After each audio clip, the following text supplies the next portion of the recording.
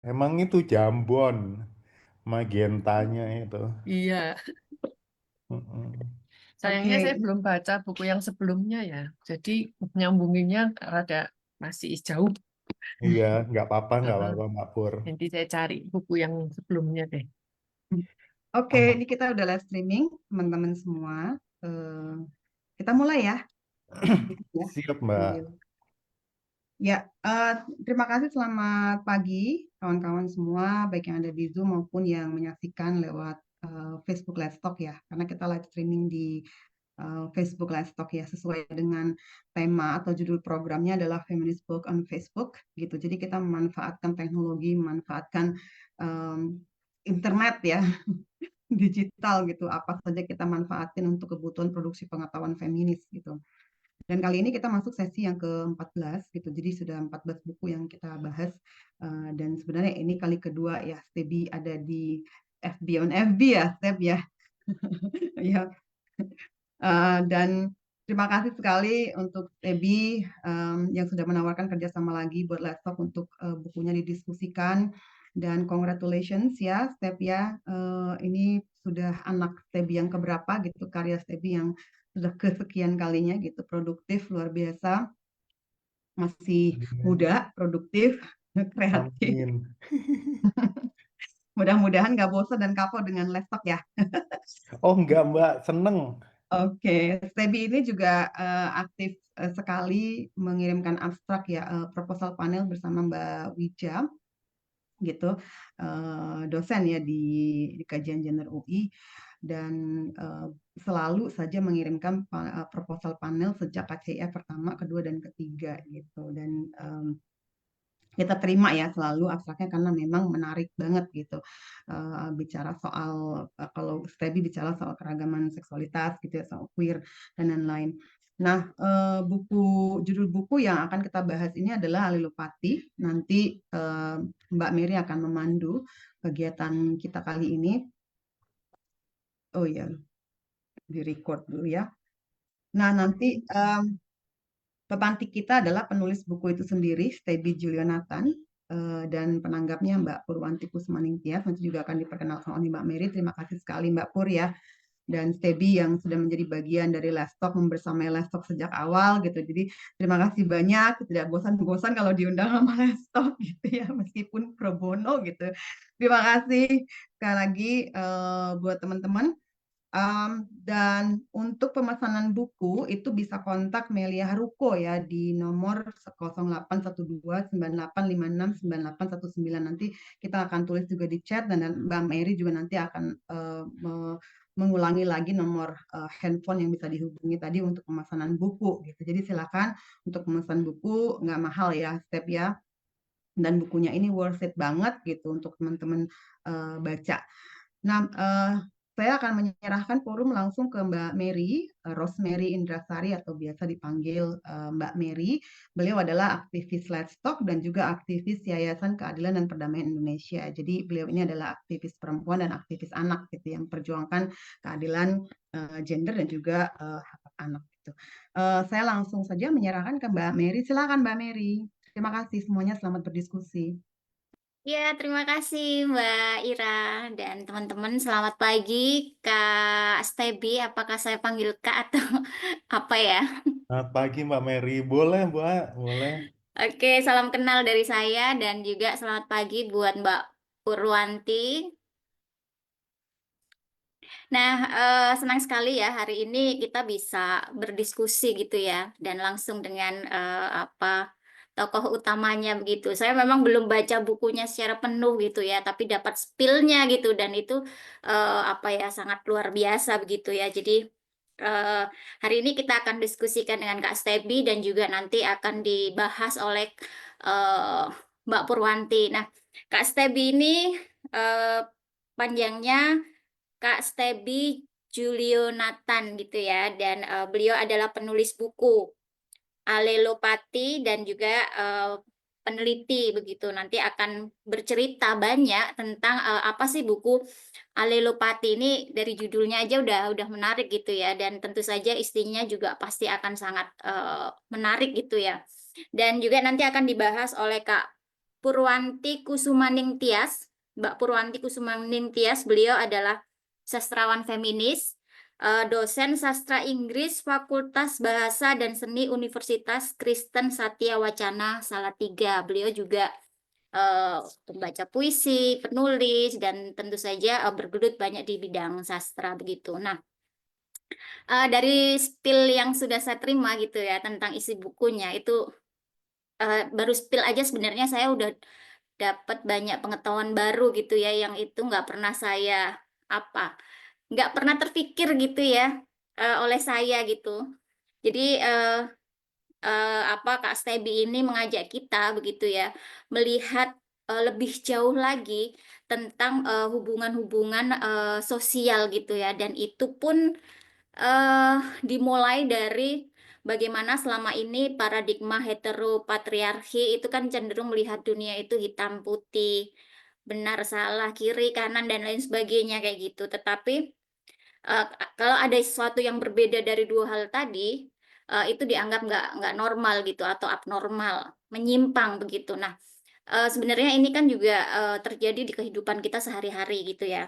Dan di dalam buku itu ada satu tulisan juga ada satu kalimat yang berbicara bahwa keberagaman itu adalah kunci keseimbangan, dan bagaimana kemudian Kak Stebi mengajak kita belajar dari alam gitu ya. Jadi bagaimana alelopati gitu ya. Itu kan saya sempat spill apa ya alelopati kayak gitu. Apakah itu nama sesuatu yang apa? Nah, ternyata itu berhubungan dengan konsep biologis gitu ya. Kalau kita bukan orang biologi mungkin nggak akan pernah tahu gitu ya. Dan ini cukup cukup menarik gitu ya. Bagaimana tumbuhan itu mengeluarkan zat kimia untuk mempengaruhi tumbuhan lain kayak gitu, dan kadang itu membunuh, kadang juga membantu. Nah, disinilah menariknya bagaimana Kak Stebi menarik itu menjadi hubungan manusia, bagaimana kemudian kita bisa saling mempengaruhi, kemudian juga ada luka, ada emosi,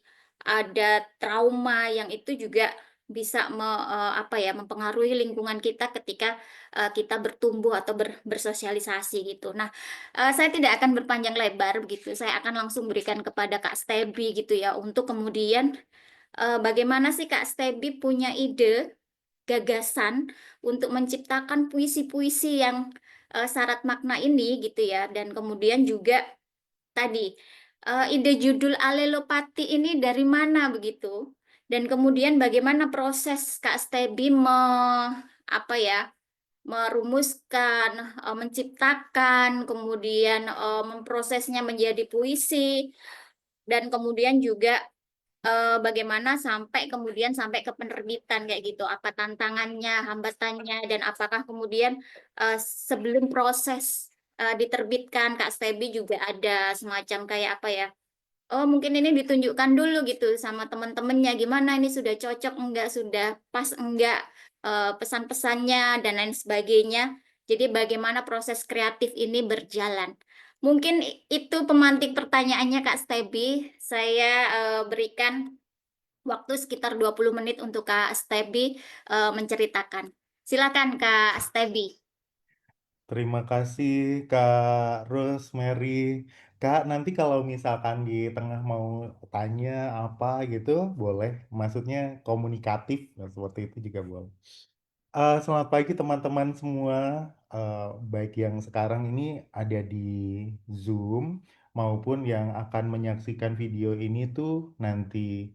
Aku melihat yang lain nih di luar, em, ada Mbak Purwanti, Mbak Ira dan Mas Farid. Ada, loh mana tadi? Ada Kak Rini, ada Kak Sylvia, ada Mbak Wiji. eh, Teman-teman yang selalu mendukung dan mensupport karir saya atau perjalanan-perjalanan saya, termasuk mensupport kegiatan eh, apa ini namanya ya, Kartini Conference ini, kegiatan-kegiatan yang dilaksanakan oleh KCIF.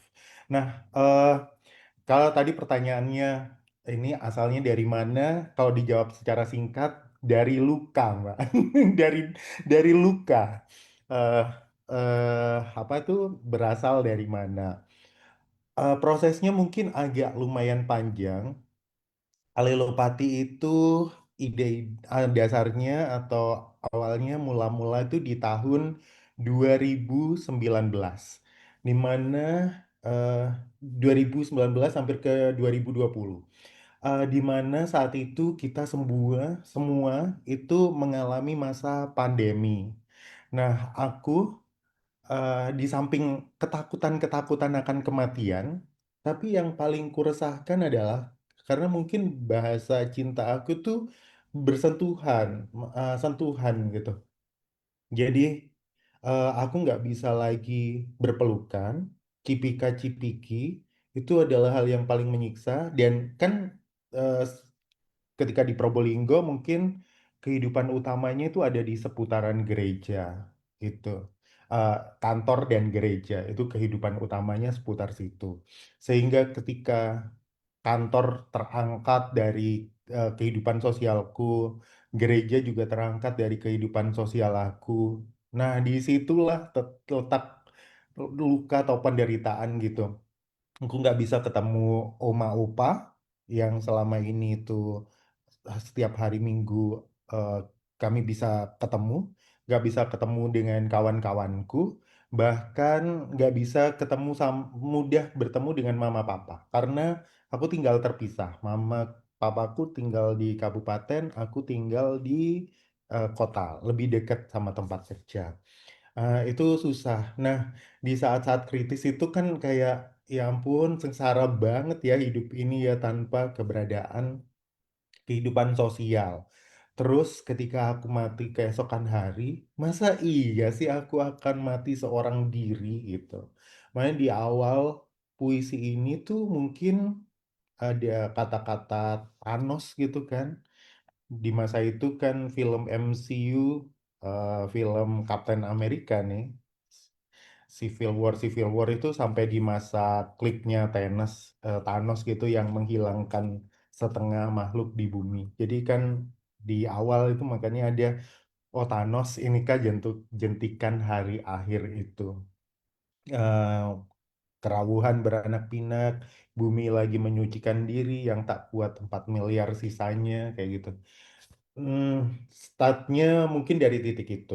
Tapi kalau ditinjau lagi ke belakang, memang di awal-awal di tahun 2015 dulu itu kepengen karena mungkin terlalu Kristen kali ya, seperti yang dibilang teman-teman yang lain, itu kepengen membuat puisi yang bercerita tentang cinta. Jadi buku pertama aku tuh judulnya kalau untuk puisi ya, Biru Magenta, itu cinta yang eros antara sosok biru dan sosok magenta. Tapi waktu itu memang benar-benar karya bersama. Ada saya dan Ratna Satyavati, penulis dari Kota Malang. Di situ eh, kalau cinta yang eros tuh kan cerita yang eh, cinta yang eros adalah cinta yang ingin memiliki, ingin penuh nafsu dan lain sebagainya. Membahasnya gitu, cerita antar dua insan yang sedang dimabuk cinta. Dan aku nggak tahu entah ini kebetulan apa yang terjadi pada semesta ini. eh, Buku itu juga sempat didiskusikan di Semarang ini. Dan kali ini aku juga awal kali mendiskusikan buku ini tuh di Semarang. Tuh wow, kejutan banget dan nggak pernah disengaja sama sekali. Eh, Terus berikutnya eh, bukuku ada buku puisi. Ini judulnya Di Kota Tuhan, Aku Adalah Daging Yang Kau Pecah-pecah. Di situ kisahnya adalah Rabu dan Biru. Bagaimana sosok Biru ini membahas mengenai kotanya, silang sengkarut identitasnya dan kotanya. Tapi di sana dalam perspektif yang cinta agape. Jadi amat sangat apa tuh namanya? Oh, oke, ke Tuhan itu seperti apa dan lain sebagainya. Nah, agape dan enggak, filia terakhir. Eh, Eros, agape, storge gitu, tanah air dan lain sebagainya gitu. Bukan tanah air, lebih tepatnya pada kota tercinta. Nah, di sisi terakhir itu kan Yesus ketika menjelang kematiannya bilang ke Petrus kayak gitu, filiase, filiase. Jadi kan tanya gitu, kamu mencintaiku nggak gitu? Iya Tuhan, aku mencintaimu. Ini kalau di bahasa Yunaninya bakal kelihatan gradasi cintanya itu. Nah, Yesus itu menghendaki kasihnya Petrus itu bukan agape yang agung itu, tapi kasih yang setara, yang filia. Nah, itulah yang mungkin mendasari akhirnya alelopati, konsep alelopati ini dikerjakan. Jadi kayak gimana ya ketika kita menghargai orang lain dan lain sebagainya. Memang ketika menghargai orang lain itu akhirnya aku kan kayak eh, apa ya melihat oh ternyata eh, orang lain itu nggak hanya orang tapi juga makhluk lain, kehidupan lain dan lain sebagainya. Nanti kita akan mungkin kembali lagi ke situ, tapi sebelum aku lupa, kalau masalah judul, aku berterima kasih sekali sama adikku. Adikku itu kami selisihnya 10 tahun dan setiap kali kami pulang ke Probolinggo, biasanya kami tuh me time. Me time-nya tuh entah naik gunung yang tektok yang hanya sekali aja, atau ya jalan-jalan ke tempat-tempat yang hijau. Nah, di eh, satu masa, ya ini persis sebelum pandemi 2019, kalau tidak salah, adikku ngajak aku ke Kebun Raya Purwodadi. Dan kebetulan aku belum pernah sama sekali ke sana. Nah, eh, seperti biasa, karena dia jurusan biologi, dia itu senantiasa atau kami senantiasa main tebak-tebakan nama Latin tanaman-tanaman. Dan pastinya aku sering kali kalah. Sering kali kalah. Nah ya kalau istilah biologi ya dialah yang menang gitu. Sebagai gantinya aku akan sok tahu seputar dunia sastra. Jadi kalau dia belum baca karya apa, aku sudah baca kayak gitu-gitu. Nah, di antara tebak-tebakan nanti masalah rumput dan akasia, nah, itu, terus dia bilang, Kak, kamu tahu nggak, tanaman ini itu saling berbicara satu sama yang lain, saling berkomunikasi satu sama yang lain. Tapi beda bahasanya, kalau manusia pakai alat komunikasi yang namanya bahasa, atau mungkin aksara, kayak gitu. Nah, tapi kalau tanaman ini mereka menggunakan eh, zat yang namanya alelopati. Zatnya kalau di biologi itu sebenarnya kayak racun, kayak relasi kuasa kayak gitu. Eh, di mana tanaman yang alelopatinya tinggi itu akan cenderung lebih mandiri, nggak ada tanaman lain di sekitarnya. Dan tanaman yang punya alelopati lebih rendah cenderung bisa hidup berkelompok kayak gitu. Nah, itu sebabnya ini keterangan Seba ya. Jadi kalau salah nih, Seba kamu salah. Jadi eh kalau misalkan jadi seorang arsitek, mohon maaf Bapak Ibu yang kerjanya di arsitek, kalau salah mungkin saya bisa dibenarkan karena ini kata adik saya itu akan ngecek tanaman tuh dari alilopatik, terutama buat bikin tanaman yang di aliran air, aliran air. Jangan sampai misalkan yang selada-seladaan itu di belakang setelah teratai. Karena teratai atau Padma itu punya alelopati yang tinggi dan lain sebagainya. Terus aku kayak boom gitu kan. Wah, ah, nggak tahu. Pikiran kan selalu berkelana kemana-mana. Kami itu sampai membahas yang ada di buku ini kan. Wah, lagu gereja bermasalah nih berarti ya. Kita kan selalu diajar burung pipit di udara tuh nggak ngerti kerja, nggak ngerti konsep kerja dan lain sebagainya. Padahal konsep kerjanya mereka kan tentu nggak sama sama konsep kita gitu. Hal-hal seperti itu. Terus sampai kayak membahas Yesus dan semut misalkan. Makanya kalau misalkan manusia diibaratkan semut nih, ya, ya misalkan Tuhan itu harus jadi semut nih gitu. Ya Yesus apa tuh harus jadi semut nih untuk bisa ngobrol dan berbicara dengan semut, harus harus pakai sepatunya gitu. eh apa Tuhan yang Maha Kuasa itu harus pakai bahasa manusia. Itulah sebabnya Yesus meminta kepada Petrus itu buat filiase, Petrus, filiase, bukan bukan agape gitu, tapi filiase. Nah, itu Kak Mary yang mendasari. Apalagi ya? Oh, balik lagi ke Alelopati ya, pada akhirnya eh, serangkaian buku-buku itu adalah apa ya, kayak proses hmm, eh, memantik diri gitu, apa perenungan gitu di masa pandemi dengan bekal-bekal yang sudah diberikan adik saya dan alam kepada aku gitu untuk menyusun buku puisi itu, termasuk istilah tanaman-tanaman itu sudah kusebut juga di halaman pembahasan di awal atau kata pengantar lah, karena perlu sepertinya memberi kata pengantar itu. eh Apa ya? Karena selama ini ketika bilang masalah makhluk hidup gitu, ini pelajaran biologi, aku nggak em, mungkin ini pelajaran biologi di masa saya. Kalau misalkan di masa sekarang dia sudah lebih inklusi, ya lebih baik dan mohon maaf, saya berarti salah asumsinya. Jadi pelajaran biologi itu senantiasa, oke, sebutkan tentang makhluk hidup apa aja. Manusia, hewan, tumbuhan, terus ciri-cirinya kan, bergerak, tidak bergerak, bernafas, dan lain sebagainya. Nah, tanaman ini dianggap sebagai makhluk yang paling rendah dalam kingdom makhluk hidup itu tadi, kerajaan makhluk hidup itu tadi, karena mereka dianggap tidak berpindah tempat, nggak bisa bergerak seperti itu.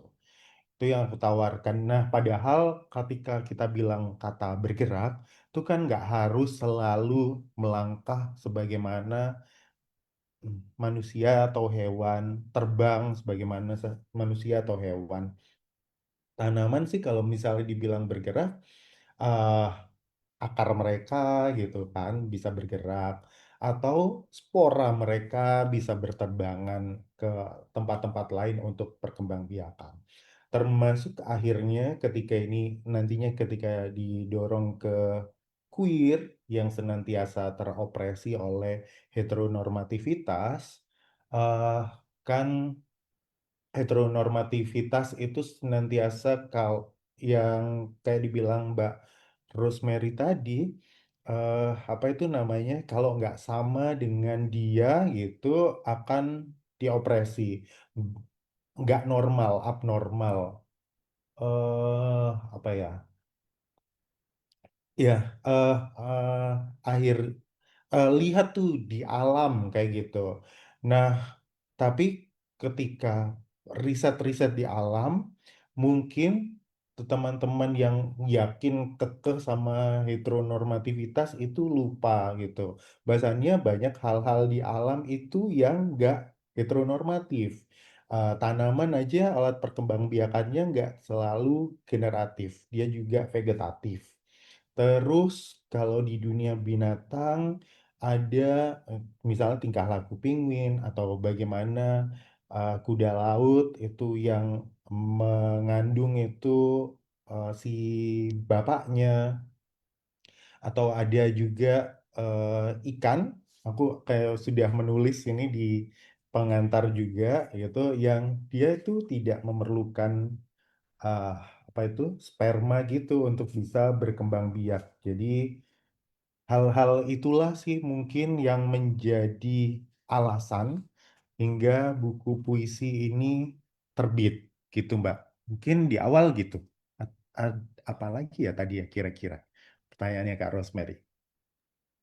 Ini Kak, kan tadi udah cerita proses terkait dengan bagaimana ide, gagasan gitu. Nah, setelah nulis buku gitu ya, setelah nulis puisi Ya, ini, terus kemudian sampai ke proses penerbitan pencetakannya gitu. Nah, itu ada tantangan nggak? Atau sebelum dicetak itu Kak Stebi apakah puisi ini apa ya, ditunjukkan dulu gitu ke teman-teman sekitar Kak Stebi ini udah apa? Bukan udah layak atau nggak layak ya, tetapi maksudnya apakah kemudian puisi ini sudah bisa masuk percetakan gitu ya. Apalagi ini kan penerbitnya kalau nggak salah Gramedia ya. Ini kan Hmm. juga penerbit yang apa ya, cukup ketat begitu ya untuk apa, isi puisi, isi tulisan dan lain sebagainya. Nah, itu tantangannya apa aja, Kak?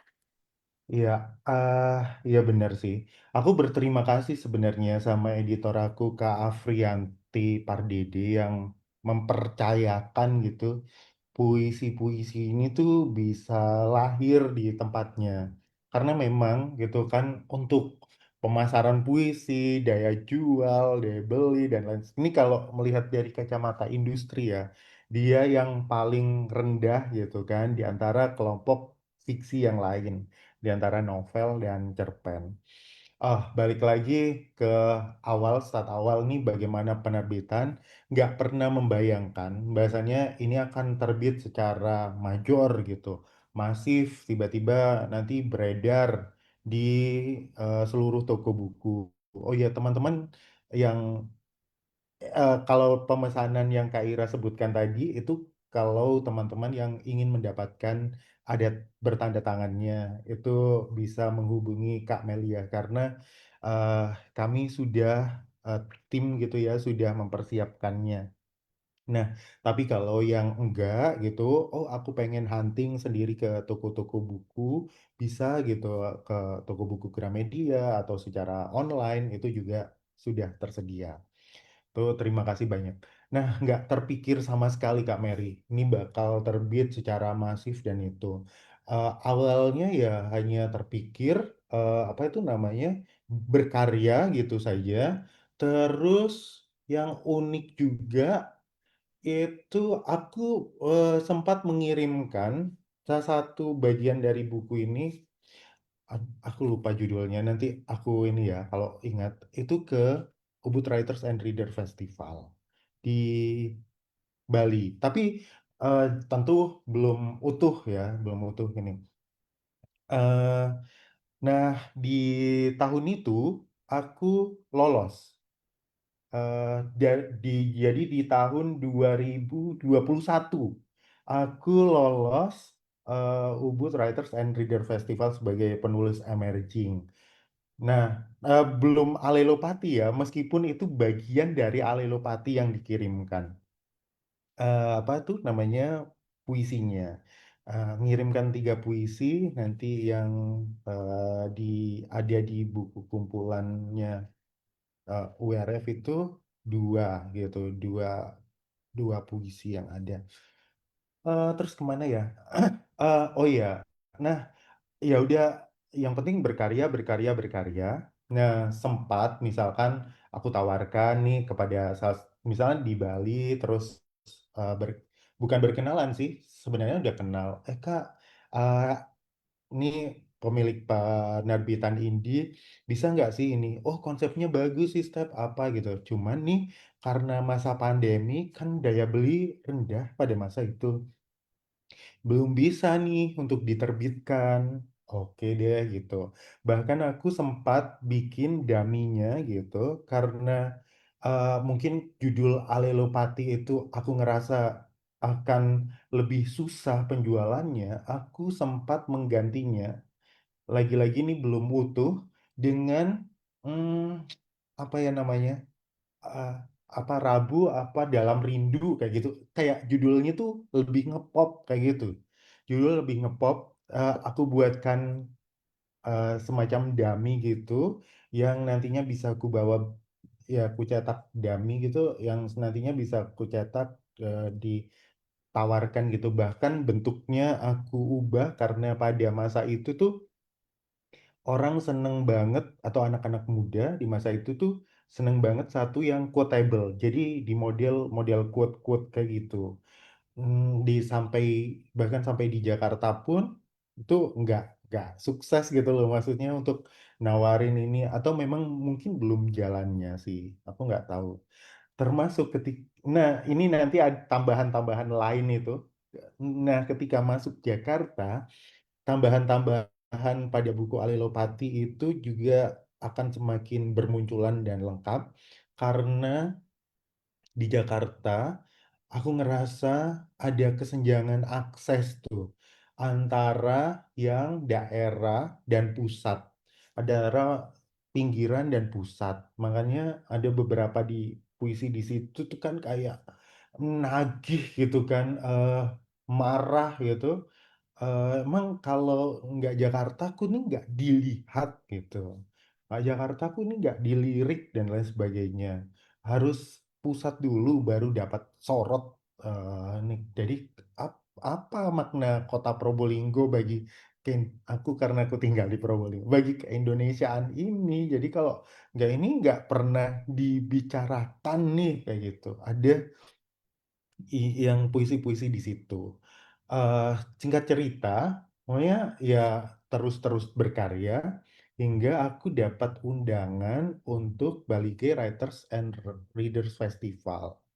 Disitulah aku bertemu sama Kak Afrianti Pardede ini. Jadi rupanya, tapi sebelumnya rupanya Kak Afrianti dan aku tuh sudah bertemu di Tebet, baca di Tebet. Cuman aku waktu itu kayaknya nggak ngeh kalau itu Kak Afrianti. Di situ aku jadi moderator dan mungkin aku sempat baca puisi dan lain sebagainya. Baru di Bali G, di situ memang ada acara poetry slam kayak gitu, di mana setiap peserta baik narasumber maupun yang datang gitu di satu malam buat keakraban untuk bacain puisi. Ya mungkin di situ ya kali apa tertariknya kayak gitu atau persahabatan kami dimulai. Terus ditanyain dirimu ada naskah nggak nih kayak gitu. Aku ada kan naskah. Oh, waktu itu karena baru lulus di dalam imajinasi aku malah lupa dengan Alilopati, agak-agak lupa. Jadi aku ada naskah yang berangkat dari tesis aku. Jadi dengan sistem eh, apa istilahnya ya blackout gitu dari tesis itu diangkatin gitu ceritanya tentang transpuan terus eh, ketika bongkar-bongkar itu oh iya aku kan punya gitu Rabu ku tunggu apa dalam rindu gitu ku ku kirimin gitu nge tapi masih model ngepop gitu ke Hafianti. Nah yang diterima eh, maksudnya setelah dibaca terus aku sempat didatang atau apa tuh namanya untuk berdiskusi dan lain sebagainya ini yang masalah transpuan nih jangan dulu nih bisa berbahaya nih kalau misalkan tuh apa tuh namanya ah major lah gitu. Jadi yang diambil untuk sementara kan memang yang alelopati ini gitu. Dalam artian, kalaupun dia memberontak, kalaupun dia berbicara masalah entah itu pembangunan sosial, politik dan lain sebagainya, eh, bungkusnya itu masih halus ketimbang membicarakan seksualitas yang transpuan. Nah ini Mbak Ira nih nanti mungkin bisa berbicara soal itulah ya. Maksudnya keberadaan mereka tuh masih apa ya di dalam konteks pembangunan atau dalam konteks sastra sendiri itu masih jadi pinggiran, narasi-narasi pinggiran. Jangan dulu ya, yang ini dulu, kayak misalnya seperti itu. Tapi aku sadar, jadi kalau ini kata Mbak Intan Paramadita nih, kalau mau nembus sesuatu atau membicarakan itu ya harus membajak gitu kan. Ya mungkin salah satu bentuk membajak atau cara bernegosiasi ini dengan alilopati terlebih dahulu. Jadi mengenalkan secara smooth lah gitu. Jadi bagaimana orang-orang itu dengan konsep-konsep di luar heteronormativitas itu gitu. Jangan sampai dia jadi ideologi pokok utama dan satu-satunya ideologi yang nggak bisa tergoyahkan. Makanya dalam diskusi kami gitu kan, kayak Kak Avianti dan aku tuh kayak menyepakati, ini kalau kita mau memberikan air, sorry, sampai kelihatan ini mereknya, air minum nih gitu. ah Kita tahu bahasanya air minum itu sehat, tapi ngasihkannya jangan dilempar gitu. Nih gitu karena mentang-mentang kita tahu bahasanya air mineral, air putih itu baik untuk kesehatan, tapi kita ngasihkannya, nyodorkannya dengan pelan-pelan gitu. Kayak film sore. Apa tuh namanya? Ayo, ini air putih bagus loh buat kesehatan. Itu mungkin upaya-upaya negosiasi sih Kak, eh, yang kulakukan. Terus karena aku guru juga aku tidak bisa seperti apa itu namanya? Mungkin seniman yang pure gitu. Maksudnya ini karena guru di SMA, mungkin kalau di dosen aku kurang tahu nanti eh, bisa sharing sama Mbak Purwanti kayak gimana. Cuman kemarin tuh ada beberapa kata yang memang harus diganti atau di cover gitu ketika dia itu bentuknya bunga dan mirip-mirip vagina gitu. eh Harus kita drop gitu. Jangan sampai sebelum buku ini beredar itu kayak buku Rupi Kaur udah di blacklist atau ditarik gitu loh peredarannya dari eh, toko, apa lagi ya, kata-kata gitu, kata-kata yang meski aku penganut, misalkan aku sepakat apa yang dikatakan Mbak Intan kayak menyebut eh, hantumu dengan nama sebenarnya gitu, tapi akhirnya di buku ini harus agak ngedrop beberapa kata dan menggantinya dengan analogi-analogi yang lain, perumpamaan-perumpamaan yang lain, agar ya proses negosiasi itu sih bisa berjalan, agar ini apa ya, semangat keberagaman itu bisa nyebar gitu loh Kak. Mungkin kalau dari aku kayak gitu sih ininya apa, eh, hal yang dilakukan kalau dari kami lah. Ya, makasih Kak Stebi, menarik ya bagaimana proses Kak Stebi menuliskan puisi gitu ya, dan ternyata itu berliku-liku sekali gitu ya prosesnya, dan saya percaya bahwa setiap orang kan akan memiliki proses sendiri, dan Kak Stebi juga apa ya, menyampaikan bahwa apa yang dilakukan Kak Stebi mungkin akan berbeda dalam proses penulisan puisi yang mungkin saya lakukan gitu ya. Saya mungkin tidak akan pernah berpikir untuk mengkaitkan dengan soal biologi gitu, tapi karena tadi adiknya Kak Stebi gitu ya, itu berpengaruh kayak gitu. Dan sebenarnya satu hal yang menarik juga, di awal pengantar Kak Stebi ya, pengantar ya kalau nggak salah, itu ada percakapan, sedikit percakapan ya, kayak saya tidak menikah kayak gitu. Sebenarnya ini kan juga umum ya terjadi di masyarakat. Saya tidak menikah, loh kenapa kamu nggak menikah gitu? Kamu trauma ya?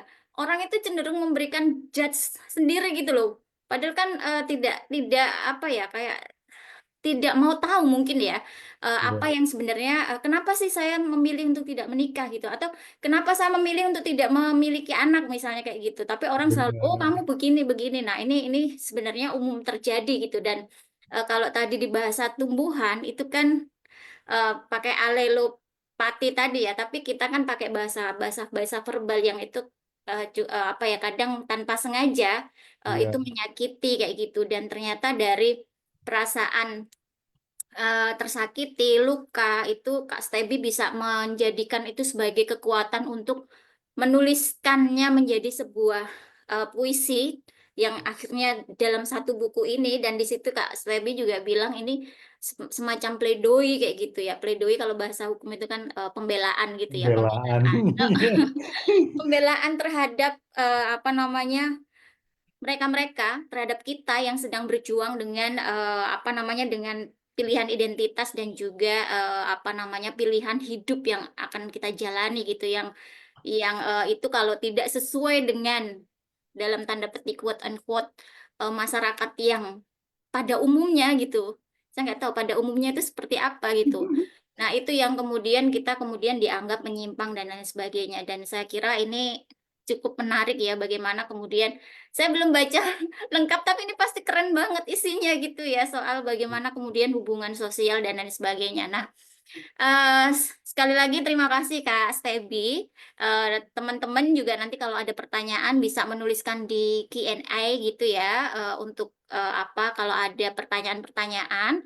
Dan sekali lagi kalau teman-teman membutuhkan buku yang bertanda tangan Kak Stebi gitu ya Kak Stebi kira-kira Benar-benar itu Kak. bisa menghubungi Kak Melia Haruko di 081 29 856 9819. Nah, kayaknya saya nanti mau pesen yang ada tanda tangannya deh. Terima kasih. Kak, Dan boleh tambahan dikit? Mhm, Aku kepikiran ini. Kan tadi ditanya lika-likunya. Dan terima mhm, kasih sekali gitu.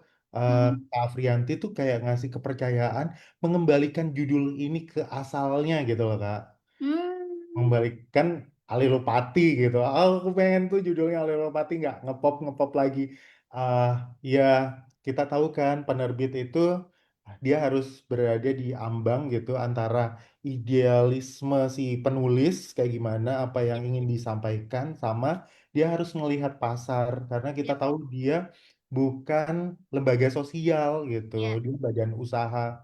ya, Dan di dalam sebuah karya kita itu banyak kerja-kerja lain yang dilakukan gitu sehingga itu hal itu juga yang harus dihidupi gitu itu sih terima kasih meski ini juga jadi kendala kami kalau idealis sebenarnya itu eh, bukunya gitu akan nampak lebih berwarna sih karena nanti di dalam bahasa warna itu ada simbol-simbol tapi ini hanya untuk saat ini hanya bisa kita berikan atau kita kasih itu di cover gitu karena kan eh, nanti kalau di ilustrasi itu sebenarnya ilustrasi yang berkelindan dengan puisi itu sendiri karena dia warna-warna sebenarnya yang muncul itu diambil dari Kasana Lontar di Bali sana. Jadi Kasana Lontar tuh punya warna-warna kuno, ada warna terakota, hijau apa, ya, termasuk yang ada di sampul ini gitu. Itu warna yang dikunci gitu apa ya kayak gagasan warna yang berasal dari keindonesiaan kita yang tersimpan dalam lontar gitu. Gitu juga itu tuh terima kasih banget itu gagasan itu tuh bisa di ini memang tapi memang untuk sekarang belum bisa dimunculkan di dalam tapi mudah-mudahan nanti bisa. Amin. Keren, keren, keren, keren, Kak. Jadi filosofinya nggak cuman soal isinya ya, sampai pemilihan warna pun Kak Stebi sudah pikirkan jauh-jauh. Aduh, itu keren banget. Dan bicara soal soal industri itu ya tantangannya tadi ya soal bagaimana kemudian minat baca kemudian dan lain sebagainya. Oke. Nah, sekali lagi terima kasih Kak Stebi. Sebelum kita ke Mbak Purwanti, ini mumpung kita agak banyakan dan masih fresh begitu, mungkin kita foto dulu kali ya teman-teman. Jadi teman-teman yang ada di ruang Zoom silakan untuk open kamera begitu. Nanti kita foto dulu baru setelah itu kita akan lanjutkan ke Mbak Purwanti. Mungkin Mbak Ira bisa bantu ya Mbak Ira. Silakan untuk Oke, open cam teman-teman. oke. Ya, silakan kita ambil fotonya dulu ya buat dokumentasi. Oke, ada lagi yang lain? Mbak Asma, Mas Win, Mbak Rini. Oke, saya ambil ya.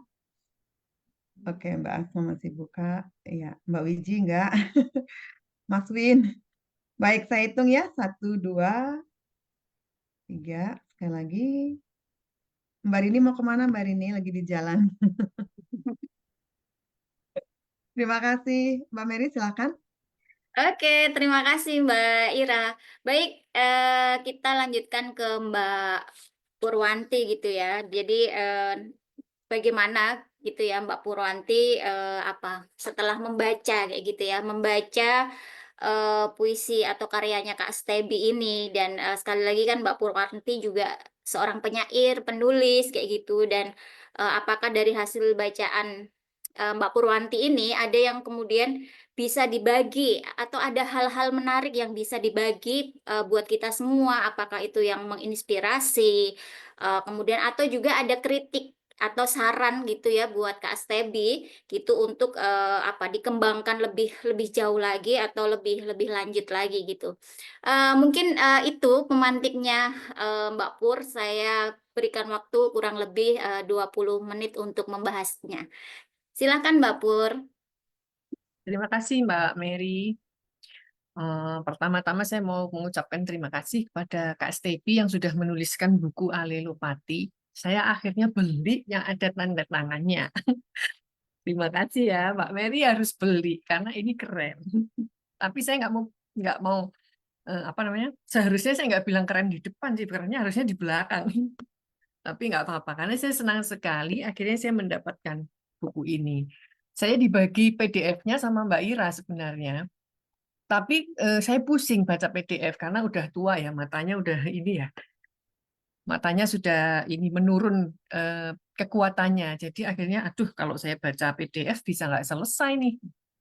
Itu akhirnya saya cari bukunya. Dan terima kasih untuk karya yang keren ini. Kak Stepi udah menuliskan sudut pandang penulis di buku ini ya, di halaman depan, di halaman 5 sampai halaman 9, maka dan semuanya udah dijelaskan di sana. Itu jelas menurut Kak Stepi ya, dari sudut pandangnya Kak Stepi. Nah, sekarang tanggapan saya ini murni saya sebagai pembaca saja. Karena saya nggak mau membandingkan kepenulisan saya dengan kepenulisan Kak Stepi. Saya tidak mau membandingkan kepenulisan Kak Stepi dengan kepenulisan saya ataupun kepenulisan orang lain.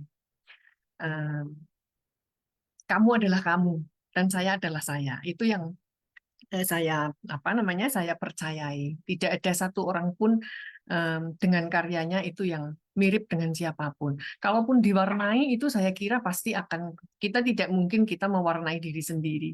Kita diwarnai oleh orang-orang, kita diwarnai oleh bacaan-bacaan kita, dan kita diwarnai oleh segala macam hal yang dipertemukan dengan kita dalam perjalanan kehidupan kita.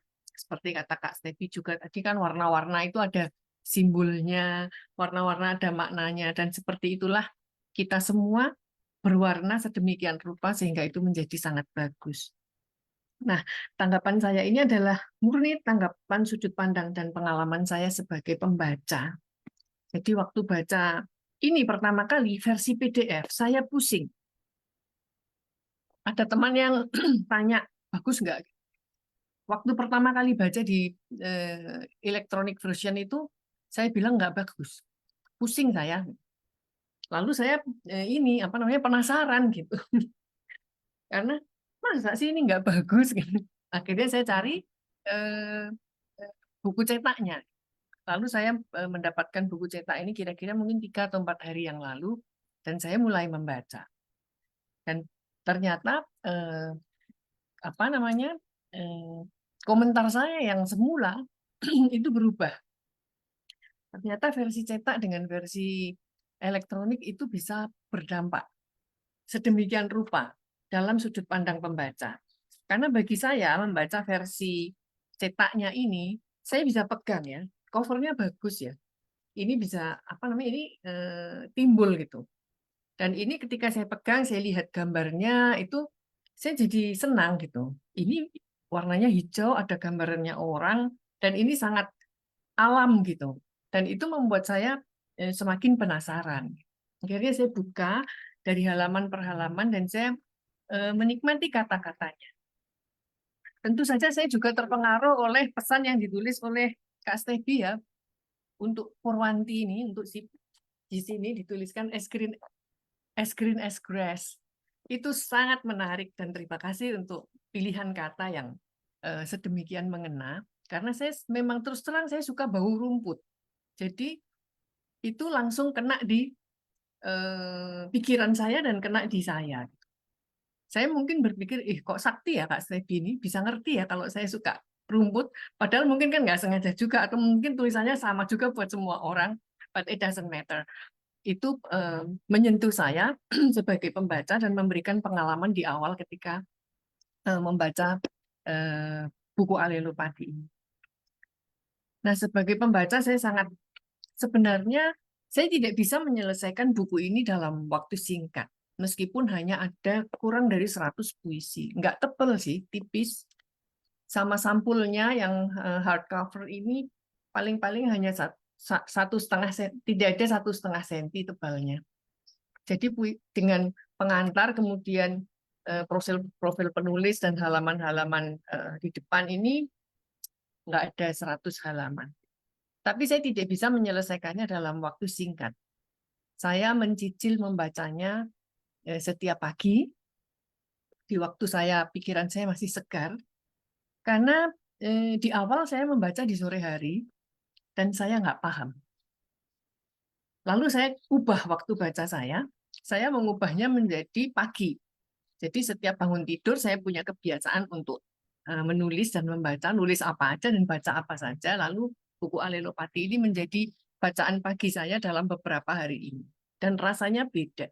Saya mendapatkan sesuatu ketika saya membaca di pagi hari, dan bukan cuma mendapatkan sesuatu ya. Saya kemudian menjadi engaged, jadi terikat sama buku ini di pagi hari, dan belajar banyak sekali dari tulisan-tulisan yang ada di dalam buku ini. Saya tidak bisa mengingat semuanya, tetapi hampir semuanya itu kena gitu, tajam dan menohok. Every single poem is that striking. Jadi masing-masing puisinya tuh sangat wow gitu. Jadi di masing-masing puisi saya merasakan begitu. Secara umum pokok bahasannya tuh beragam dan saya bisa mencoba memetakan ya. Semoga ini nggak spill, antara spill dan nggak spill gitu. Biar pada baca sebenarnya. Karena ini memang perlu dibaca. Pokok bahasannya puisi Kak Stevi di Alelopati ini beragam dan semuanya menukik dan tajam tentang seruan-seruan terhadap ketidakadilan dan ketimpangan. Ada banyak topik ya, ada ketimpangan gender, ada ketimpangan sosial, ada ketimpangan ekonomi, ketidakadilan terhadap suku, ketidakadilan terhadap letak geografis, termasuk tadi yang puisi tentang saya masih ingat itu puisinya, haruskah aku harus menanam atau menebar benih tabebuya supaya menarik, sehingga tidak semua orang hanya pergi ke barat. Nah itu, iya juga ya. Kenapa sih orang ini suka menyeragamkan penampilannya, dan saya juga jadi ngeh bahwa penampilan itu nggak cuma penampilan muka. Kalau bicara perempuan itu saya sangat dekat dengan itu ya, penampilan muka dipersyaratkan perempuan mukanya begini, rambut begini. Tetapi kota juga ikut dipoles untuk mengikuti standar-standar tertentu, dan itu menjadi salah satu topik yang digugat oleh Kak Stevi di puisi di Alelopati. Ketidakadilan, macam-macam ketidakadilan, ketimpangan itu digugat di sana. Ada lagi tentang umur, kalau tua itu gimana gitu. Jadi hal-hal yang ada di dalam kehidupan kita sehari-hari itu ditangkap sedemikian rupa sehingga itu menggugah saya sebagai pembaca. Termasuk puisi Tubuh Kedua. Itu keren banget. Karena ini bicara tentang adat yang hilang, dan itu mengaitkan kita tidak hanya melihat manusia sebagai makhluk yang sendirian, tetapi manusia dengan adatnya itu sebenarnya adalah jalinan kehidupannya dengan lingkungan di mana dia berada. Jadi nanti teman-teman yang kalau sudah beli, tolong baca Tubuh Kedua itu sangat menarik. Nah, hal lain yang menarik saya selain topik-topiknya yang beragam, Em, Kak Stepi juga menuliskan beragam topik itu dengan pemaknaan yang baru. Ada yang bicara tentang Yesus, ya bagaimana Yesus itu adalah seorang yang radikal, yang pemberontak. Nah itu hal-hal yang bagi orang-orang Kristen itu agak kurang dibahas ya, bagaimana Yesus itu adalah sebenarnya seorang yang subversif dan radikal karena berani melawan apa namanya pemerintahan dan kekuasaan pada masa hidupnya. Kadang-kadang saya sampai mengatakan di antara teman-teman saya sendiri ketika kami bicara tentang Alkitab, belajar Alkitab, saya bilang seandainya saya hidup di zaman Yesus, mungkin saya nggak jadi Kristen. Karena ikut Yesus tuh mengerikan loh. Yesus tuh melawan pemerintahan loh. Belum tentu saya seberani dia. Jadi mungkin saya diizinkan hidup di masa sekarang biar saya nggak hidup di zamannya Yesus karena saya sebenarnya tidak seberani itu. Tetapi di puisi ini diungkapkan hal-hal yang perlu menjadi perhatian bahwa menjadi seorang tokoh, menjadi seseorang dengan posisinya masing-masing, kehadirannya itu perlu diberikan makna yang baru. Dan maknanya bukan pemaknaan-pemaknaan yang diberikan di sana sangat menarik, karena bukan hanya makna tunggal yang diajukan, tetapi makna yang beragam. Saya menyebutnya multiple meaning, bukan hanya single definition, bukan hanya definisi tunggal tentang pernikahan misalnya. Ada di bagian puisi itu yang membahas tentang perceraian. Perceraian itu biar aja, daripada kamu mempertahankan pernikahan tetapi hidup di dalam penindasan, kamu menjadi kerdil. Nah, nanti bisa ditemukan di puisinya Kak Stepi di Alelupati. Topik bukan hanya satu hal yang menarik, tetapi juga gaya penulisannya. Gaya penulisan Kak Stepi ini mengajak saya sebagai pembaca untuk turut berkelana dan menjelajah. Ada banyak metafora, ada banyak simbol, ada banyak allusion, asosiasi, dan saya menyebutkan bahwa pilihan kata yang dipakai oleh Kak Stepi di puisi ini adalah pilihan kata yang apa ya, tidak melenakan pembaca. Saya nggak ngantuk bacanya. Itulah sebabnya ketika saya membaca di sore hari, ketika saya sudah mulai capek, itu tambah berat. Maka bacanya jangan pagi. Saran saya kepada teman-teman yang yang terbiasa, yang apa ya, saya nggak tahu siklus jam teman-teman, tapi siklus saya yang karena saya morning person ya, saya selalu bangun pagi itu selalu seger. Intinya bacalah Alelopati ketika sedang tidak lelah, karena membaca Alelopati akan diajak oleh kata-kata puisi, kata-kata dalam puisi, pilihan katanya itu mengajak otak kita berolahraga. Dia nggak cuma jalan-jalan aja, kita ini bisa naik turun, dan itu kalau otaknya nggak sedang segar bisa capek. Menurut saya itu yang saya alami. Tapi pilihan kata itu memang ini ya, untuk menjadi tajam dan menukik memang perlu ini ya, perlu mengajak otak berolahraga, tidak hanya melenakan dan meninabubukkan. Nah, itu dari segi pilihan katanya. Lalu gaya penulisannya juga, sudut pandang penyampaiannya itu kadang-kadang mengagetkan gitu. Weh, oh iya ya, oh bisa ya. Jadi misalnya ketika saya baca puisi di halaman 76 tuh, Homili Daun Ganja. Nah, itu oke.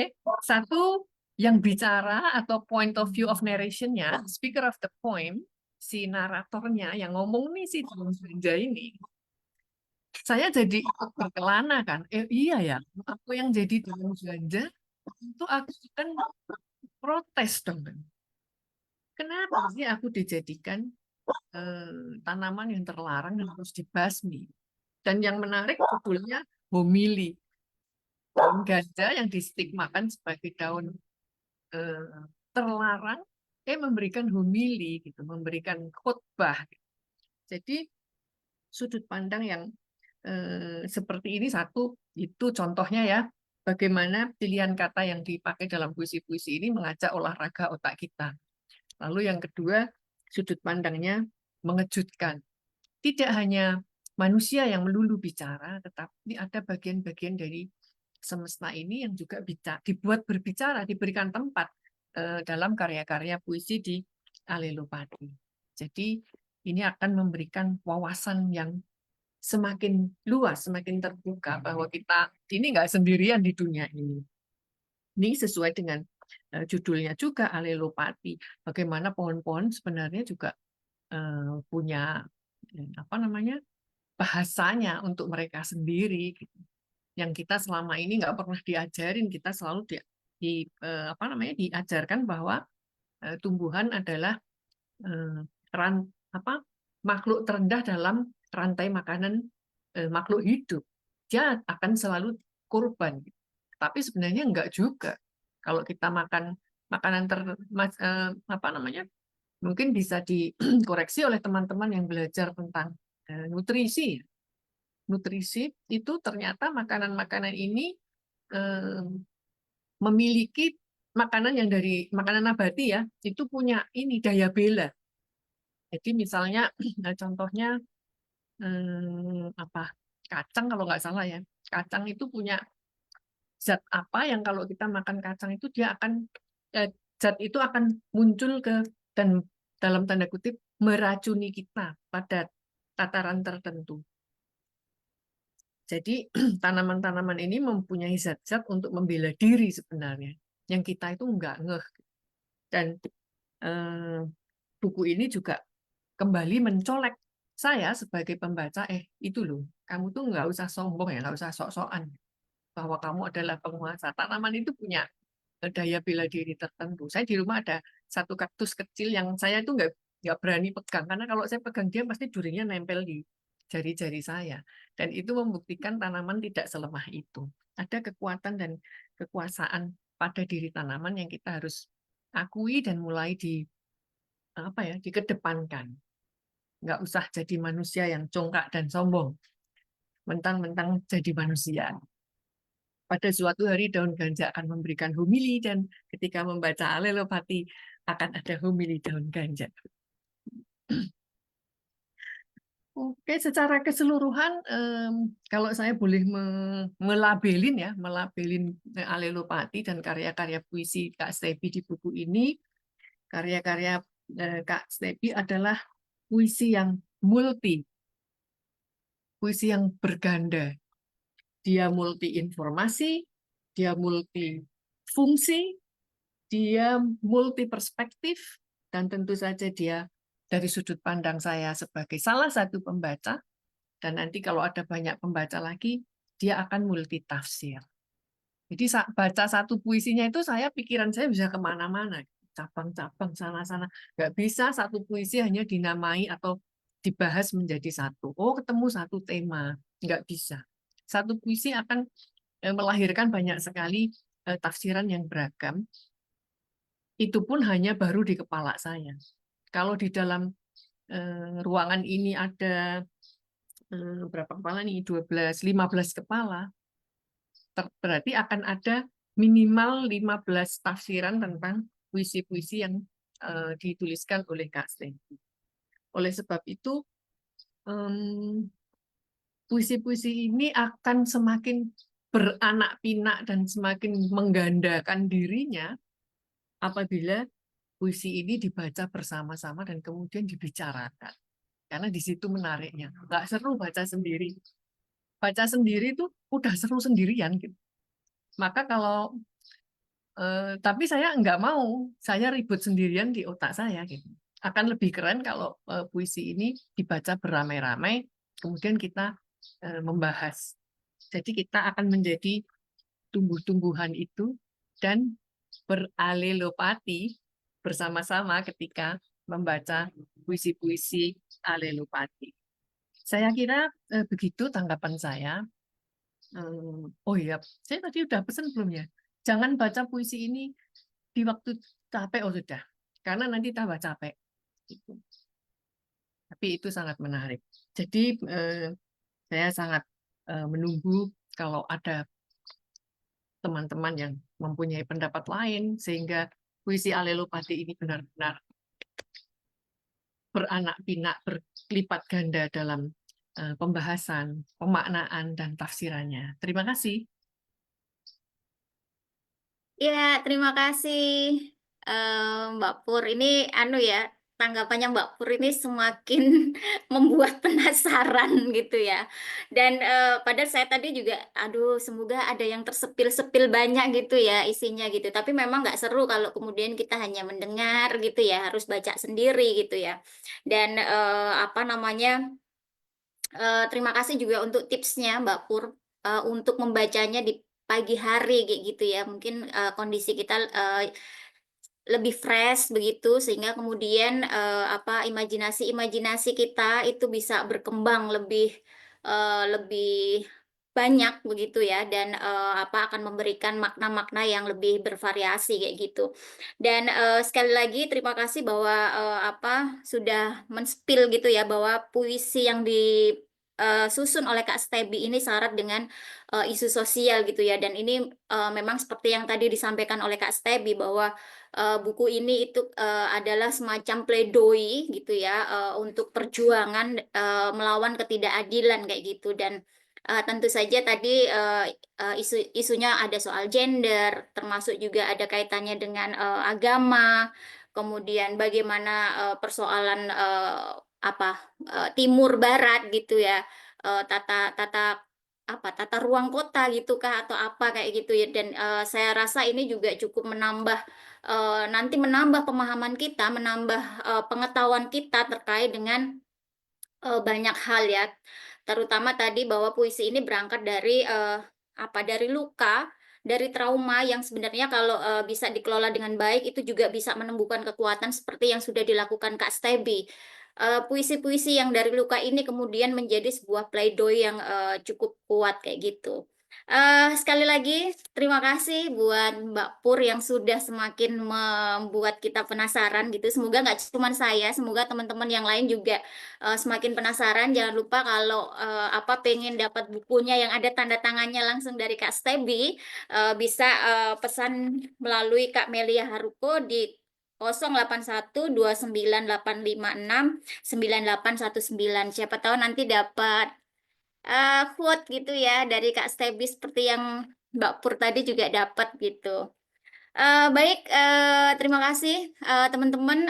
Silakan kalau ada pertanyaan bisa raise hand atau ditulis di di chatbox atau di Q&A gitu ya. Saya persilakan bagi teman-teman mumpung di sini ada Kak Stebi, ada Mbak Pur yang nanti bisa berdiskusi bersama gitu terkait dengan buku Alelopati ini gitu. Apakah ada yang mau bertanya, teman-teman? Belum ada. Kalau belum ada, mungkin saya kembali ke Kak Stebi gitu ya. Ini tadi kan Mbak Pur sudah men-spill bahwa bukunya berkaitan dengan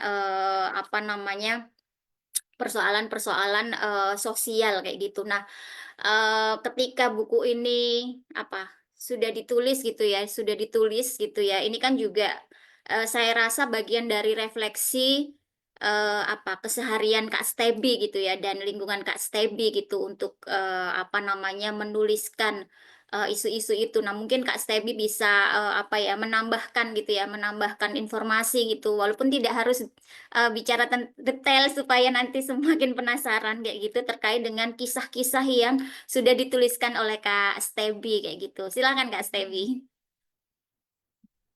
Halo Kak Mary, iya. Mbak Pur sebelumnya terima kasih banget buat refleksinya atau cerita pengalamannya. Aku nggak tahu juga kalau misalkan ya itu mungkin kebetulan-kebetulan semesta ya. As green as grass itu aku kayak memikirkan itu sebenarnya ungkapan idiom lain yang sama dengan di halaman belakang. Tadi Mbak Pur sempat spill, jangan sombong jadi manusia gitu. Iya, aku ngerasa gitu. Di awal kan di masa perjalanan kita tuh kayak sombong. Di wasiat terakhir kan ada, wah aku kalau jadi orang tuh aku mau jadi bintang, jadi sesuatu dan lain sebagainya. Tapi ketika pemahaman-pemahaman kita semakin bertambah, kita tuh hanya sekedar titik gitu loh. Malah nggak sampai titik kayaknya ya. Di luasan semesta raya ini tuh kayak, ya udah deh, kalau misalkan ada orang yang sombong, sok biarkanlah, silahkan kamu yang jadi bintang, aku jadi langit aja, gitu. Nggak perlu jadi bintang, aku jadi langit aja. Uh, Terus habis gitu, aku kan berpikir apa ya kira-kira kalau misalkan diumpamakan ke tanaman-tanaman. Nah, bukuku ada novel, buku judulnya tuh Rumah Ilalang. Jadi kaitannya sama ilalang yang ini ada kata-kata Yesus lagi sih. Nah kan terlalu Kristen kan. Jadi maksudnya berdirikan tuh rumah di atas batu karang gitu. Karena kalau di atas batu itu akan goyah, cepat roboh dan lain sebagainya. Aku bercerita tentang kehidupan transpuan yang cintanya. Nah, bagaimana ketika cinta atau fondasi rumahnya tuh dia bangun di atas ilalang. Transpuan itu kan di apa ya dicap sebagai orang yang letoy, nggak cecek kayak gitu-gitu. Apa namanya ilalang. Nah, balik lagi, aduh terlalu banyak balik-balik ya. Ke ini ke tanaman-tanaman. Hmm, kalau rumput itu dikaitkan sama semesta kita tuh bukan siapa-siapa, ya itu aja deh. Ya kita jadi sederhana aja, jadi orang yang ugahari aja ya, sebagaimana rumput terumputan, sering diinjak orang nggak apa-apa, tumbuh lagi, sering nggak dianggap nggak apa-apa, tetap hijau dan diiri sama tetangga sebelah rumah kayak gitu. Apa mungkin kayak gitu Yun. Ternyata ungkapan itu tuh disukai sama Mbak Pur. Terima kasih banyak kalau hal itu disukai. Oh ya, terus sama mungkin ini agak spill-spill ke kanan ke kiri sedikit itu nggak apa-apa karena aku rasa masing-masing kita ketika membacanya gitu pasti punya pemaknaan sendiri-sendiri terhadap kata-kata yang ada di sini. Nah, uh, aku kan tadi sempat cerita kalau ada bagian buku ini yang awalnya aku kirimkan ke WRF. Itu ada di halaman 6061 di buku ini dan 48. Judulnya Di Kamar Pas sama di judulnya Sirup II. Aku lupa apakah Kamar Pas aku pernah bacakan di acara KCIF, kayaknya iya. Tapi itu yang dibilang Mbak Pur tadi sebagai orang yang apa tuh namanya lahir di desa, emang harus ya aku nyocok-nyocokin diri aku sama keberadaan di sekitar lain biar itu sesuai atau sepakat gitu.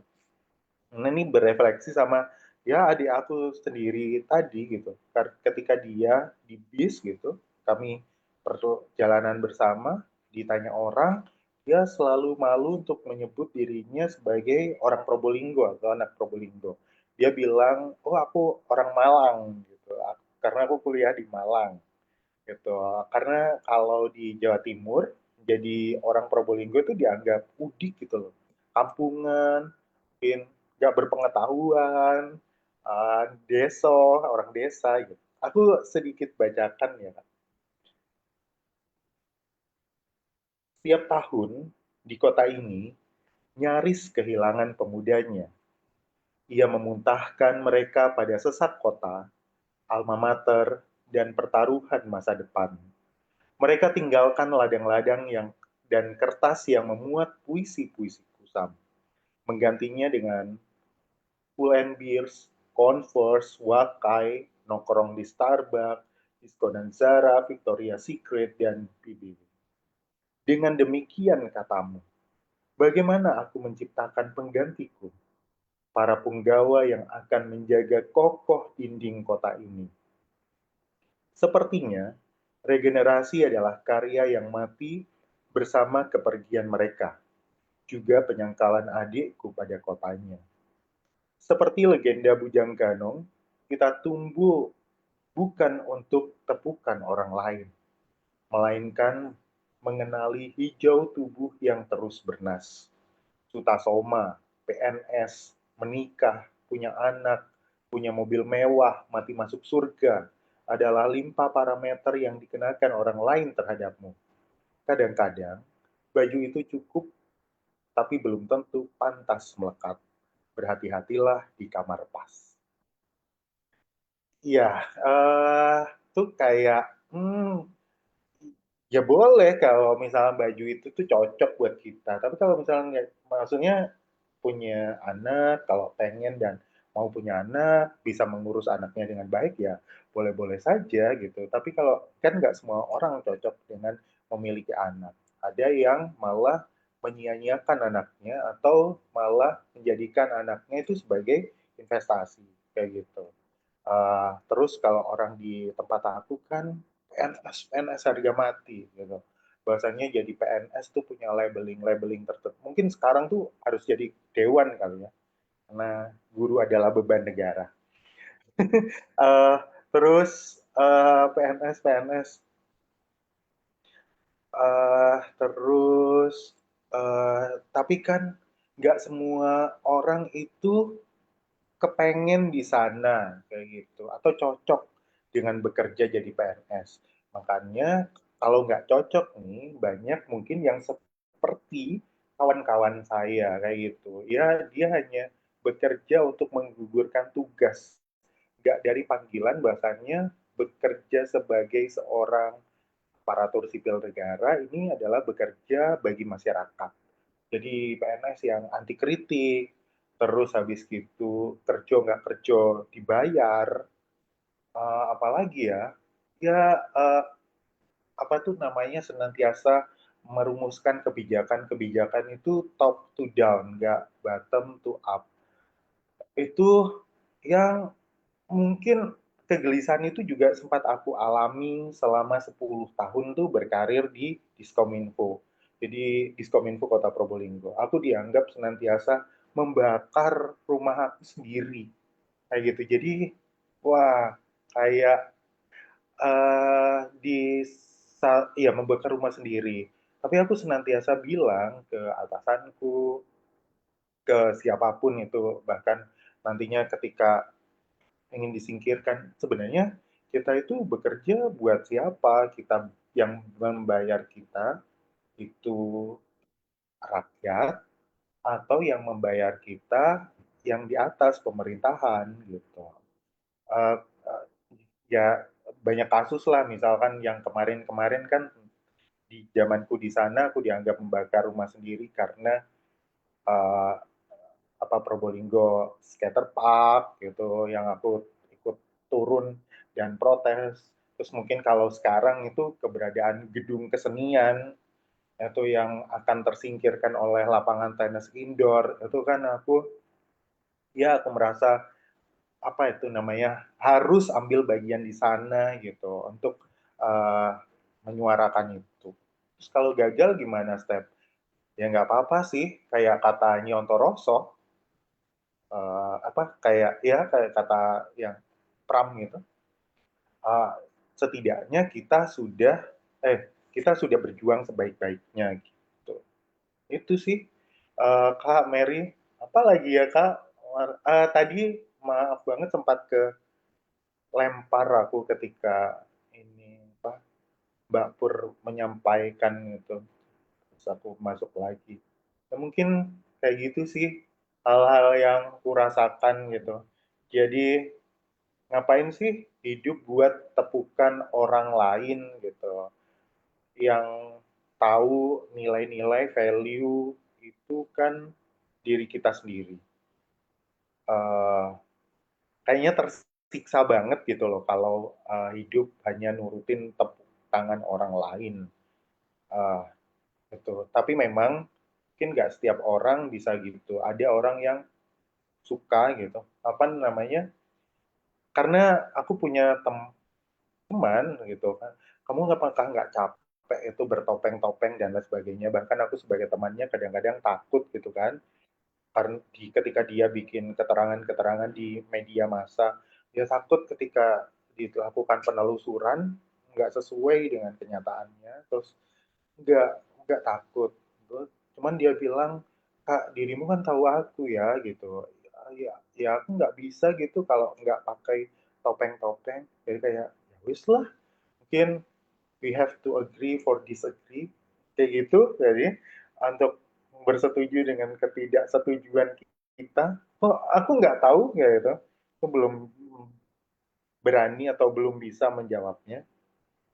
Terus yang tentang perempuan-perempuan itu sebenarnya juga apa yang Mbak Pur dan Mbak Wiji sempat obrolin di chat itu tante aku sih, karena kan kami orang Ambon gitu. Dulu ada di suatu masa yang harus melurusin rambut, jadi kayak berlomba-lomba meluruskan rambut untuk jadi cantik. Jadi kayak aduh sengsara banget ya gitu. Harus ngurusin rambut, harus jadi putih dan lain sebagainya gitu. Hanya agar dia nggak dipanggil apa apa nggak kena ejekan misalnya nona atau apalah kayak gitu-gitu.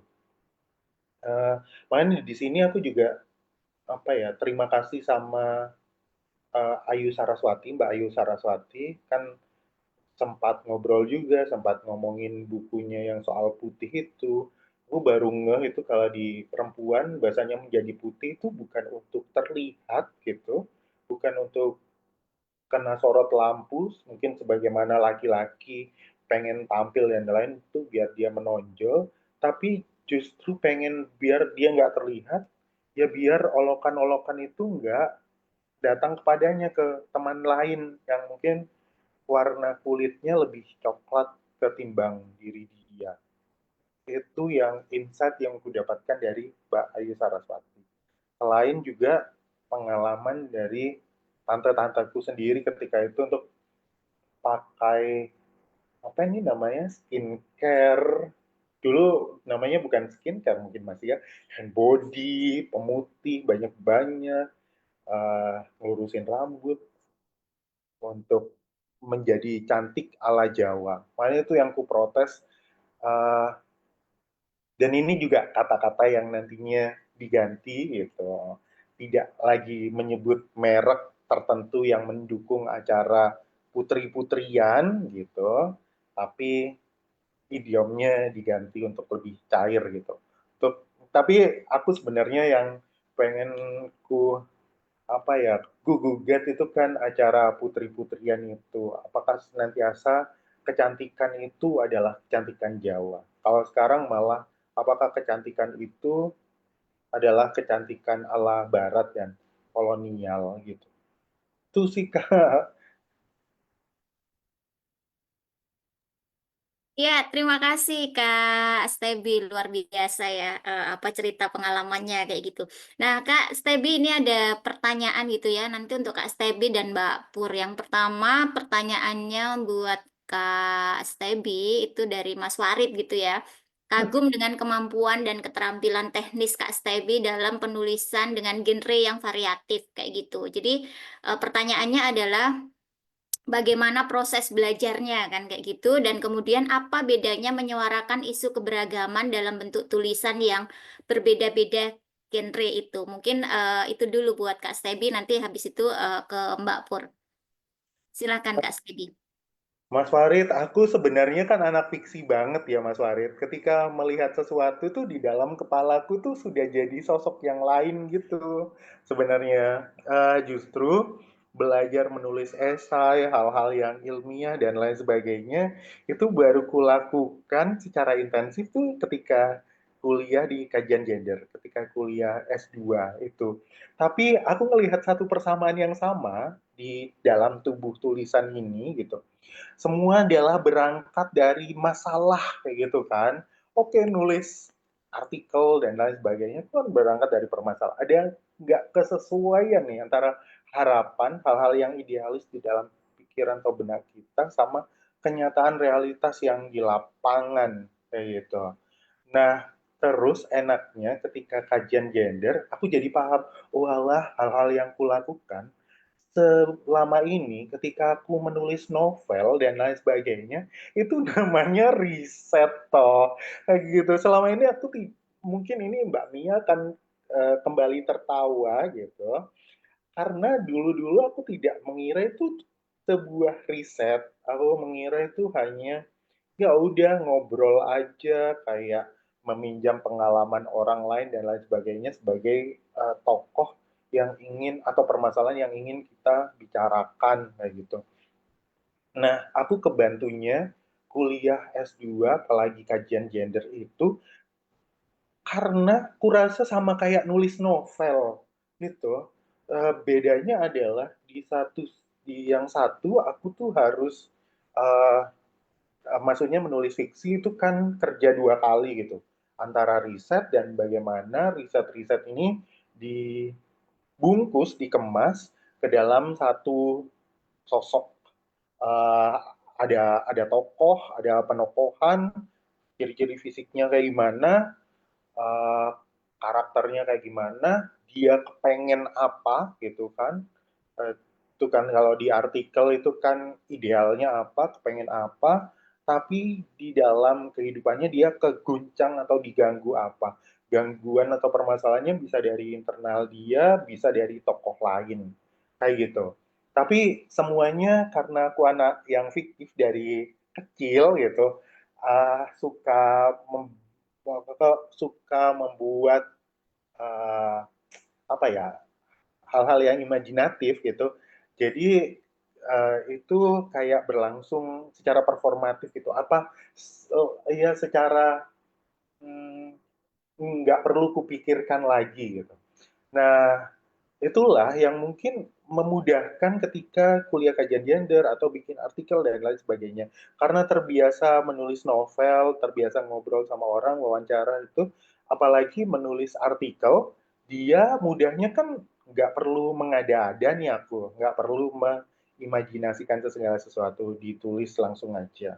Cuman bedanya kan ini perlu apa itu eh, kayak metode ilmiah itu berarti kayak kita menjaga narasumber nih kerentanan-kerentanan mereka. Kalau di novel menjaga kerentanan jelas karena jadi tokoh lain. Kalau di artikel akhirnya identitas-identitas yang nantinya bisa dilacak dan di tracking orang lain ya kita hapus dan kita hilangkan nama, dianonimasi dan lain sebagainya.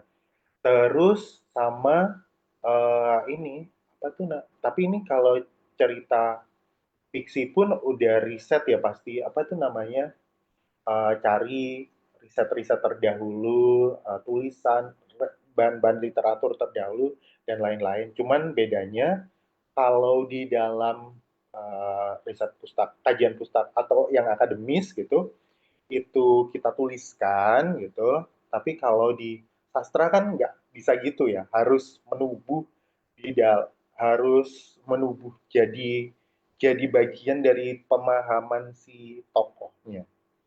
Jadi kayak gitu dia mas. Apa tuh namanya? Uh, apa tuh variatif.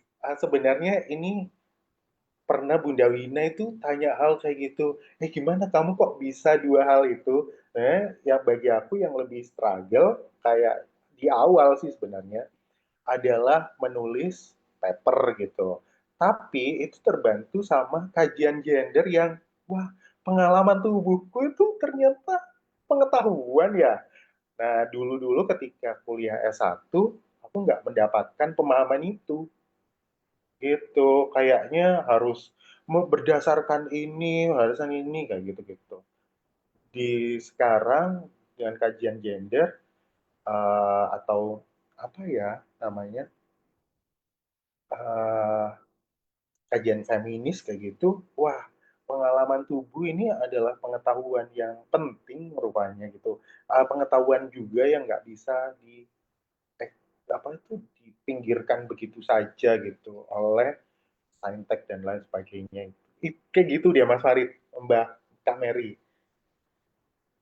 Ya, terima kasih terima kasih Kak Stebi udah jawab pertanyaan Mas Farid ya, dan itu cukup sebenarnya itu juga ketika Kak Stebi cerita itu merefleksikan pengalaman-pengalamanku juga. Oh iya ya, kayak mengingatkan oh iya ya, masing-masing dari kita itu kan produk pengetahuan ya yang dan kenapa itu nggak kita bagi kayak gitu. Nah, ini mungkin juga eh, apa nyambung nyambung dari tulisan ini ada dari Mas Win gitu ya, yang sangat apresiasi dengan apa yang sudah dituliskan Kak Stebi dan juga mungkin teman-teman penulis yang lainnya. Tadi pertanyaan untuk Mbak Pur kayaknya juga udah dijawab ya, tapi Mbak Pur silakan kalau mau menambahkan terkait dengan bagian mana yang paling disturbing atau paling berat begitu. Sorry Kak, apakah aku sembari membaca Mas Win tadi, mohon maaf. Enggak, ini pertanyaannya untuk Mbak Pur. Oh, iya silakan. Ya, Oke, saya jawab singkat di pesan. Untuk memberikan contoh, saya minta izin Kak Stepi, saya baca salah satu puisinya ya. Silakan Mbak. Mbak Rini, ini contohnya salah satu puisi yang membuat kita ini nggak bisa disturbing, bisa tidak, tergantung eh, koleksi pengalaman.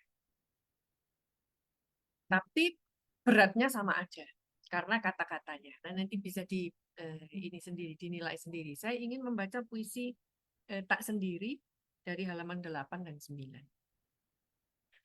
Tak sendiri. Kau tak sendiri. Perempuanku adalah prem yang kerap dikoyak angin rezim. Waktu mengonstruksi putih tubuhnya. Meski iklan sabun cuci berkata, tak ada pelajaran dalam baju yang bersih. Ia dikotori bukan untuk belajar, tapi sebaliknya. Membalas pukulan noda-noda kuasa yang membandel, ia dipuja untuk diabukan. Dipetik paksa dan diinjak sampai lumat. Seringai ketakutan sering mengintai. Larat api yang berkobar di 98. Kau benar. Nasib para lelakinya lebih beruntung. Kamboja, Nederland, Oost-Indie. Meskipun mata hamster kami larap jadi bulan-bulanan, namun di tahun ini Netflix menyelamatkan. Kalau orang-orang berlomba belok menjadi bagian hashtag song-song couple. Tapi dahulu, Natal di tahun-tahun merah menjadikanku rucah. Aku pernah membenci warna tubuhku. Kenapa kulitmu demikian? Apa karena kebanyakan babi? Jawaban yang tak kudapat dalam kolom mendatar atau menurun di buku yang sedang dibawa. Nah, di situ kan olahraga otak bersama kata-kata yang dipilih ya. Kenapa sih nggak bilang aja kalau dia lagi pegang buku TTS gitu loh. Kenapa harus bilang jawaban yang tak kudapat dalam kolom mendatar dan menurun di buku yang sedang kubaca? Gitu. Saya ngapain dia bawa buku TTS? Nah, itu yang kalau saya lagi capek, saya bisa emosi nih baca puisi begini.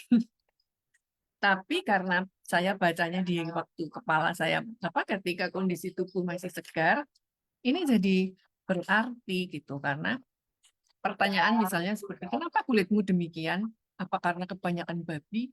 Ketika saya sedang segar, kan ini, oh iya ya, pertanyaan itu kan bisa nyebelin. Nggak cuma nyebelin, tapi menyakitkan gitu. Kulit kan dari sono. kenapa ditanya-tanyakan, Mbak? Kenapa harus apa ya? Kenapa harus diributkan gitu. Nah, dan ini menjadi sedikit berat buat saya karena itu saya ditanya begitu. Jadi tergantung pengalaman kita juga ya. Selain secara umum pilihan katanya itu membuat kita berpikir, ketika kita terhubung dengan pengalaman kita sendiri dari tulisan yang dibuat, itu bisa jadi berat. Jadi saya agak berhenti sebentar di pas setelah membaca puisi ini. Oleh sebab itu, karena banyak sekali puisi di sini yang mungkin akan terhubung dengan pengalaman-pengalaman kita. Karena ini banyak ditemukan di sekeliling kita, sehari-hari kita. Gitu. Itu khususnya untuk Mbak Rini dan mungkin juga untuk teman-teman yang lainnya. Terima kasih. Terima kasih Mbak Pur. Aduh, Mbak Pur baca itu aku merinding loh. Keren banget dan memang ya kalau kita tidak dalam kondisi yang sedang fresh gitu ya, mungkin akan berat banget jadi untuk apa ya, mengimajinasikan apa yang puisi dari Kak Stebi gitu. Walaupun apa tadi udah di-spill dari Mbak Pur bahwa puisi ini syarat dengan makna-makna sosial yang berkelindan di kehidupan sehari-hari. Baik, teman-teman, sekali lagi terima kasih Kak Stebi, sukses selalu untuk puisi-puisinya. Mbak Pur juga sukses selalu itu. Boleh paling dikit yang itu. Oh, boleh, boleh. Silakan Kak Stebi. Mohon maaf ya teman-teman, ini mumpung Mbak Pur bacain puisi itu, kalau baca versi cetaknya, ini terkait yang tadi ya, yang warna itu nggak bisa dimunculkan. Sebenarnya ada gambar pohon di sana, itu pohonnya berwarna emas. Terus di sekeliling tulisan itu tuh banyak coretan-coretan Cina di silang. Terus ada satu Cina gitu, gede, huruf besar-besar, tapi ada T di tengah. Jadi nanti kalau dibaca itu cinta gitu. Uh, ini sebenarnya berangkat juga dari salah satu pengalaman. Aku boleh menyebutkannya tidak ya? Ilustrator aku gitu, Kevin, terima kasih banyak gitu. Sudah berbagi pengalaman ini. Jadi ya kita tahu kan, ini tuh memori kolektif teman-teman Tionghoa gitu, yang apa di masa 98 dia didesak, diopresi dan lain sebagainya. Atau masa sebelum itu tuh nggak gampang gitu. Bahkan bagi kelompok Tionghoa yang laki-laki, kayak apa tuh namanya, sipit lah, diomongin matanya sipit, terus kulitnya itu dibicarakan, apa kulitmu kok kayak gitu, babi ya suka makan apa itu nama kulit putih ya suka makan babi ya, kamu suka makan babi kayak gitu. Nah, apalagi ini kalau si itu gregetan lagi nih sama Menteri Kebudayaan nih. Apalagi ketika pengalaman-pengalaman para perempuannya itu dihilangkan kayak gitu. Nah, uh, aku memang lebih beruntung apa tuh ketika puisi sebelumnya ini kan kayak saling berdialog gitu. Terus kamu kok nggak sendiri kok jadi perempuan yang apa itu nasibnya di ini, para perempuan Tionghoa gitu yang layaknya buat frame gitu, dia kulit putihnya itu senantiasa jadi sarana politik gitu, di masa Belanda seperti apa, masa Indonesia Orde Lama kayak gimana, Orde Baru seperti apa, di reformasi pun dia kayak itu dibersihkan gitu, tapi kayak iklan sabun cuci, bukan buat apa namanya, salah, bukan dibersihkan, tapi dikotori. Kan iklan sabun cuci kalau nggak kotor ya nggak belajar gitu. Tapi kalau perempuan itu dalam tanda kutip gitu kan, nah dikotori bukan buat belajar, buat digebukin apa, membalas pukulan noda-noda penguasa yang membandel. Jadi dan kadang-kadang apa, perempuan ini dipuja, bukan memang buat dipuja, tapi ya katakanlah zaman-zaman Soeharto itu kan menjadi kamu jadi Sri Kandi bisa bekerja di domestik dan publik dan kayak gitu. Padahal tuh bukan pujian itu loh, itu sebenarnya sedang diberi beban tambahan karena harus apa itu? Harus ini harus jadi bukan spesial, harus jadi apa ya di domestik uh, apa superwoman di domestik dan superwoman dulu di uh, publik gitu. Nggak kayak laki-laki. Kalau laki-laki di publik dipuja-puja nggak pernah ditanyain istri dan anak kamu urus kayak gitu. Nggak pernah kalau istri dan anaknya nggak keurus, laki-laki yang cemerlang di publik itu disalahkan atas kecemerlangan. Itu beda sama konsepnya sama perempuan. Kalau dia karirnya berhasil di publik, terus wah itu gimana ya suaminya, aduh anaknya gimana ya terlantar dan lain sebagainya.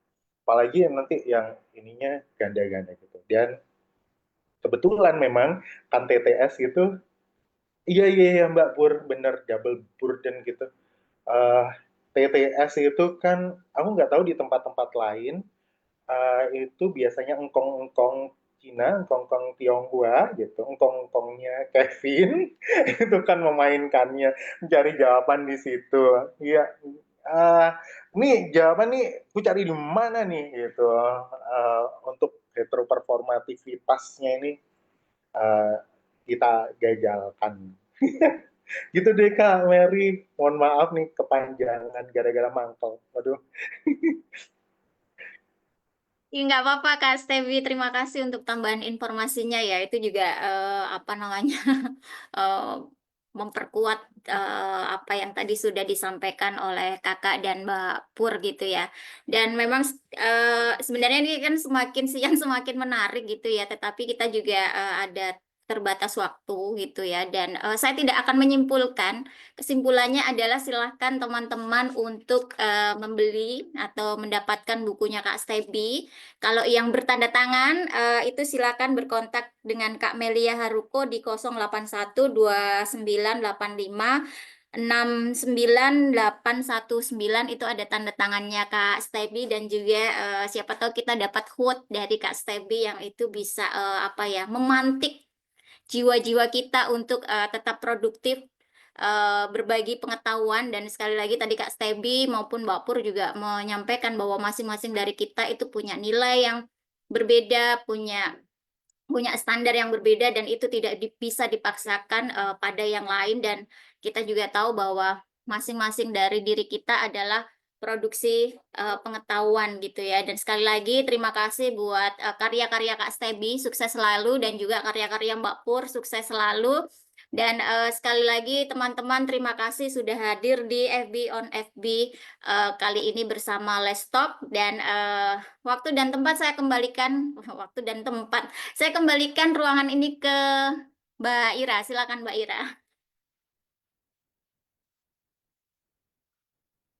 Makasih banyak Mbak Mary yang sudah memfasilitasi diskusi kita kali ini. Keren banget, kita banyak dapat insights ya dari Kak Stebi, dari Mbak Pur, dari kawan-kawan semua yang ada di sini.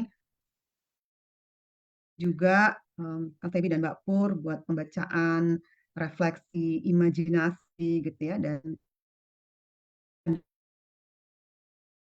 dan juga terhadap karya sastra yang luar biasa ini gitu. Kayaknya aku juga nanti akan pesan ke Kak Stebi yang ada tanda tangannya ya. Aku dikasih quote juga ya. Dikasih pesan khusus gitu buat aku dan Farid gitu. Terima kasih Kak Stebi. Mumpung masih di Farid masih di Indonesia karena dia akan segera balik ke Amerika tanggal 2.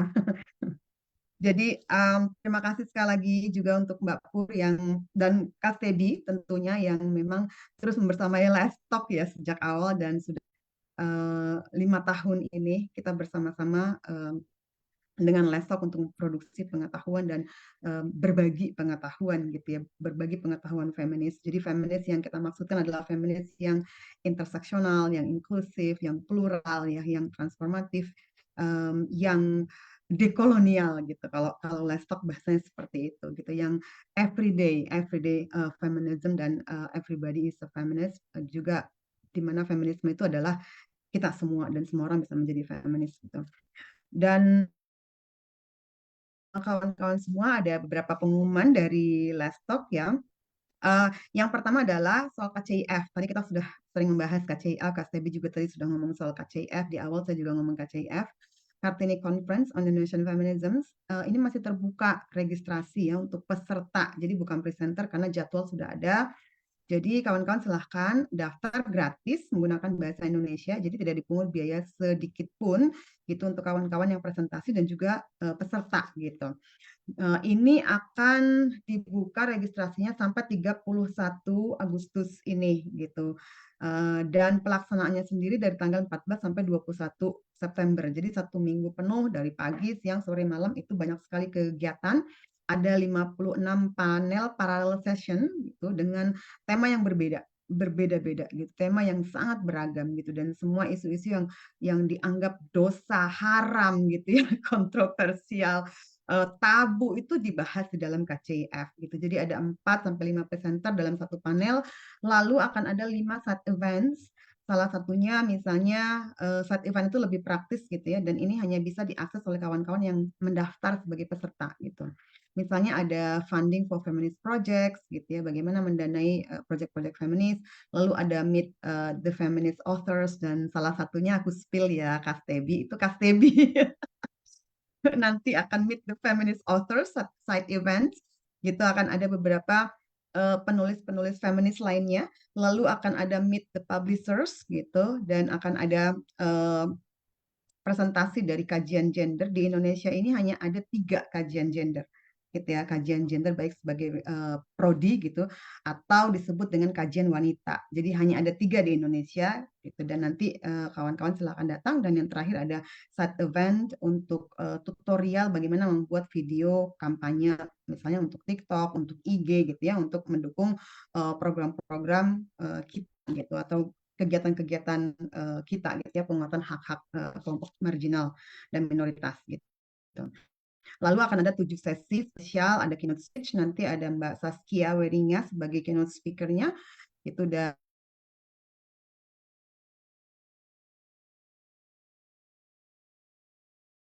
sesi panel session gitu ya. Panel session itu apa orang dari beberapa negara, feminis dari berbagai negara gitu, dan nanti akan ada round table forum gitu, forum multi generasi dari generasi boomer sampai generasi alpha gitu. Nanti akan ada bertemu gitu ngomongin tentang feminisme gitu. Gimana sih pendapatnya apa feminis generasi yang awal gitu ya dengan alpha gitu, generasi alpha yang masih sangat SMP gitu ya, SMA gitu. Dan milenial, Gen Z, Gen Y, Gen X dan lain sebagainya gitu. Dan nanti juga teman-teman kita akan membahas juga buku ya, meluncurkan buku dan juga akan membahas buku terbaru gitu. Lestalk bekerja sama dengan LSPR atau London School of Public Relations Publishing gitu, dan salah satu tulisannya juga tulisan Kak Stebi juga ya, Kak Stebi ya gitu, tulisan saya juga ada Farid. Dan nanti akan kita bahas bersama, di sana ada beberapa narasumber yang akan membahas buku itu gitu. Dan teman-teman semua, kami juga mengundang kawan-kawan muda dan remaja untuk menulis esai.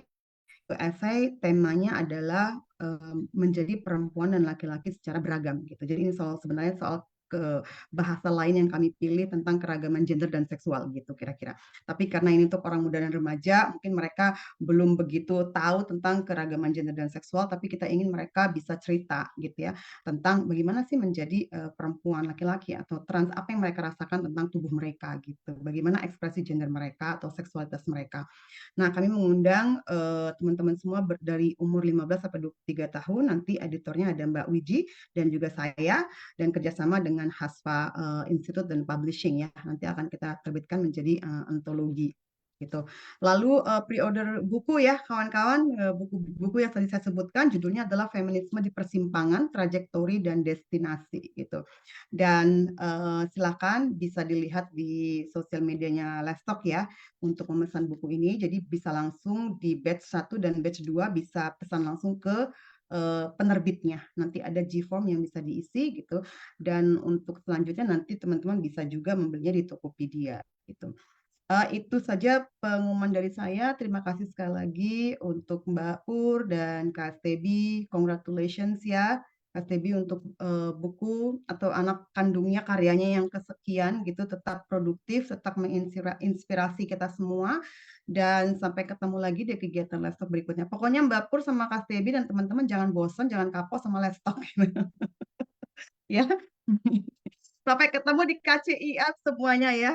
Salam sehat, salam solidaritas, dan salam Let's Talk semuanya. Mbak Pur, Bye. Mbak Salam Ira, sehat ya. iya, Dadah. Terima sehat. kasih. Terima kasih Terima semuanya. kasih Mbak Mary. Sampai ketemu. Dadah. Dadah Mbak Rini. Mari Sehat-sehat. selamat mengikuti